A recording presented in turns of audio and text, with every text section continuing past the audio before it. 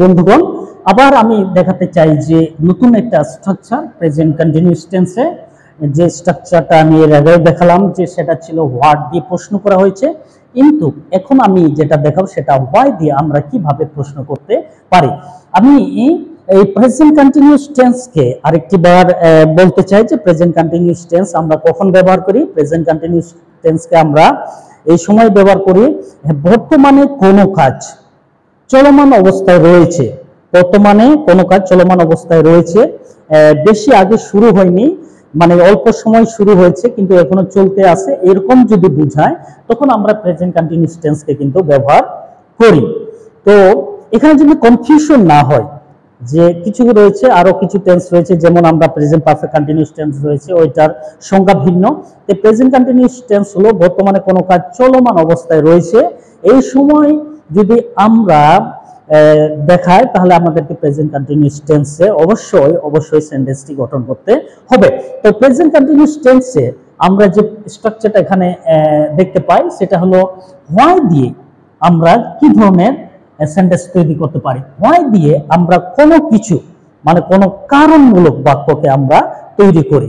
যদি কোনো কারণ জানতে চাই অবশ্যই আমাদেরকে কি দিয়ে তৈরি করতে হবে, হোয়াই দিয়ে সেন্টেন্সটি গঠন করতে হবে। তো হোয়াই দিয়ে কিভাবে সেন্টেন্সটি গঠন করব সেটা সূত্র হলো, যেমন প্রথম আমাদের লিখতে হবে হোয়াই প্লাস এম ইজ আর, আর এটা পার্সন অনুযায়ী আমাদেরকে ব্যবহার করতে হবে, প্লাস আমাদের সাবজেক্ট দিতে হবে, প্লাস আমাদের কি করতে হবে ভার্ব প্লাস আইএনজি, অর্থাৎ ভার্বের সাথে আমাদের আইএনজি ব্যবহার করতে হবে, প্লাস এক্সটেনশন, আর শেষে অবশ্যই প্রশ্ন চিহ্ন কিন্তু ব্যবহার করতে হবে। তো এখানে যে উদাহরণটি দেওয়া হয়েছে দেখেন এখানে কি বলছে, এখানে বলছে যে why am I playing in the sun, আমি কেন রোদে খেলা করছি। Why is he playing in the sun, সে কেন রোদে খেলা করছে। Why are we playing in the sun, আমরা কেন রোদে খেলা করছি। Why are you playing in the sun, তুমি কেন রোদে খেলা করছো। Why are they playing in the sun, তারা কেন রোদে খেলা করছে। Why are boys playing in the সান, বালকেরা কেন রোদে খেলা করছে। তাহলে দেখা যাচ্ছে যে এখানে কোনো পরিবর্তন নেই, এখানে পার্সন পরিবর্তন হওয়ার ফলে আমরা বিভিন্ন মানুষকে প্রশ্ন করতে পারছি। আর এই পার্সন পরিবর্তন হওয়ার কারণে আমরা এখানে এই তিনটা যে অক্সিলারি ভার্বগুলো রয়েছে, যে ভিউল ভার্বগুলো রয়েছে, সেটা অবশ্যই পার্সন অনুযায়ী নিজেদের ক্ষেত্রে এটা ব্যবহৃত হয়েছে। এটাকে অবশ্যই আমাদেরকে মনে রাখতে হবে। আমরা কখনো এই হোয়াই ইজ এম এরকম ব্যবহার করতে পারবো না, বা হোয়াই আর হি এটা আমরা ব্যবহার করতে পারবো না, এটাকে আমাদেরকে অবশ্যই লক্ষ্য রাখতে হবে। এরপরে যদি আমি আবার চাই, আবার আমি অনেক সেন্টেন্স অনেক সহজে গঠন করতে পারবো। তার মানে why am I going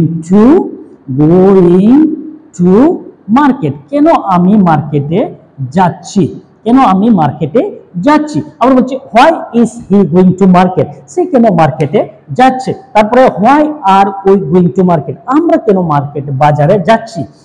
why are you going to market, তুমি কেন বাজারে যাচ্ছ। Why are they going to market, তারা কেন বাজারে যাচ্ছে। Why are boys going to market, বালকেরা কেন বাজারে যাচ্ছে। এই রকম বোঝা যাচ্ছে। আবার যদি আমি চাই এখানে আমি আবারও দিতে পারি, তার মানে আমি বলছি why am I writing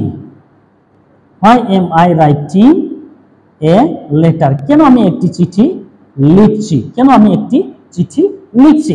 why is he writing a letter, সে কেন একটি চিঠি লিখছে। Why are we writing a letter, আমরা কেন একটি চিঠি লিখছি। Why are you writing a letter, তুমি কেন একটি চিঠি লিখছো। Why are they writing a letter, তারা কেন একটি চিঠি লিখছে।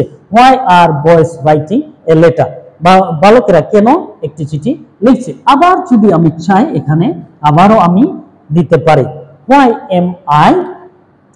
এম আই স্লিপিং নাও, কেন আমি এখন ঘুমাচ্ছি। Why is he sleeping now, সে এখন কেন ঘুমাচ্ছে। Why are we sleeping now, আমরা এখন কেন ঘুমাচ্ছি। Why are you sleeping now, তুমি কেন এখন ঘুমাচ্ছ। Why are they sleeping now, তারা কেন এখন ঘুমাচ্ছে। Why are boys sleeping now, বালকেরা এখন কেন ঘুমাচ্ছে। সো এখানে সবগুলো সেন্টেন্স একটা কারণ জানতে চাইছে, যে এই হোয়াই দিয়ে যখন আমরা প্রশ্ন করব আমরা শুধু কারণ জানার জন্য এটা প্রশ্ন করব। তো মনে রাখতে হবে যে একটা সেন্টেন্সের স্ট্রাকচার গঠন প্রণালী যদি আমরা নিখুঁতভাবে বুঝতে পারি তাহলে দেখা যাচ্ছে অনেকগুলো সেন্টেন্স অনেক অনেক অনেক সহজে আমরা কিন্তু লিখতে পারবো বা বলতে পারবো। সুতরাং আমি প্রত্যেককে এনকারেজ বা উৎসাহিত করি, আপনারা নিরাশা হবেন না, আপনারা অনেক তাড়াতাড়ি শিখতে পারবেন। জাস্ট ফলো দি স্ট্রাকচারস, আপনারা গঠন প্রণালীগুলো অনুসরণ করেন, মেকে প্র্যাকটিস, তারপরে চর্চা করে, তাহলে দেখা যাচ্ছে যে আপনারা একদিন ভালো একটা ইংলিশের দক্ষতা অর্জন করতে পারবেন। তো আমি আশা করব আপনারা এগুলোতে লেগে থাকবেন এবং ভিডিওগুলো ওয়াচ করবেন, লাইক করবেন, কমেন্ট করবেন। এরপরে যদি কোনো প্রবলেম থাকে সেগুলো একটু শেয়ার করবেন, আমরা সকলে মিলে সেই প্রবলেমগুলো আমরা সলভ করার চেষ্টা করব।